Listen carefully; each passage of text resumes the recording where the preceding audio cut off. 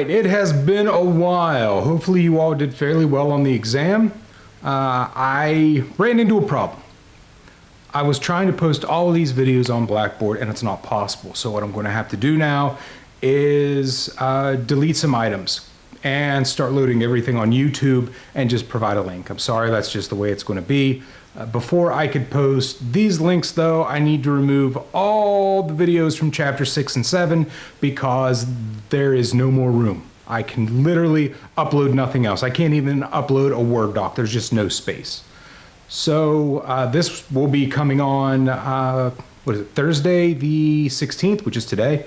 And this is just kind of an update on what we're going to cover in chapter, I think 8, which is risk and return. Start off with the fundamentals. We're going to talk about risk. What is risk? How does risk affect different people? What's your personal risk setting? We're going to look at rate of return, which is the other end of risk. Can't have risk without return, otherwise nobody's going to bother. And that's pretty much it. Then we're going to look at risk of a single asset. What happens when you put all of your money into just one investment vehicle? Say you invested all of your money in Zoom, and then the coronavirus struck and Zoom shares went through the roof.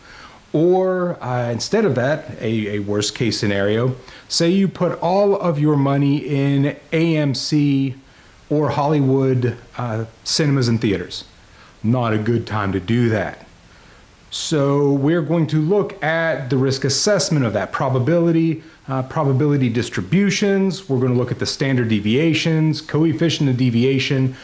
Basically, it all comes down to the likelihood of something occurring and then the volatility of within that probability. So the likelihood of something happens versus the erratic nature of whatever the investment is. It's going to be a decent bit of statistics. I'm going to tell you that straight up. If you've already had stats, this is going to be pretty easy. If you haven't had it yet, hopefully it's at least understandable. That will cover the risk of a single asset. Then we're going to look at the risk of an entire portfolio. What makes a portfolio? What's the minimum number of different investment vehicles that make a fairly strong, diversified, I don't know why I just put finger quotes because diversified is one of our vocabulary words, but a diversified portfolio, meaning you minimize the single asset risk. We're going to talk about correlation, diversification, diversification, risk of return. Then we're going to go to what is possibly one of the best tools you'll ever know. As a matter of fact, Dr. Kramer has frequently said, if you want to get a finance tattoo, get one of the capital asset pricing model. And that's what we're going to cover. We're going to learn about beta and how it tracks with the market.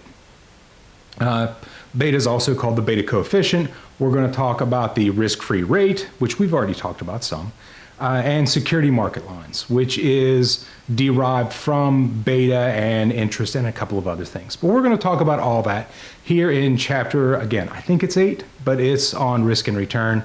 We're going to start with the fundamentals. So I will, if you want to just keep going, just hit the next video. If not, if you want to take a little break and kind of assess where you are, look at the book maybe, that's fine too. If you have any questions, again, send me a message either at jfraser@fairmontstate.edu or send me a tweet or a DM rather on Twitter at FSU, Twitter I tend to respond to a little bit quicker, and right now, like most of you, I have kind of weird hours. So if you've got questions, get in touch with me. I will, or rather you'll be hearing back from me very soon. Thanks.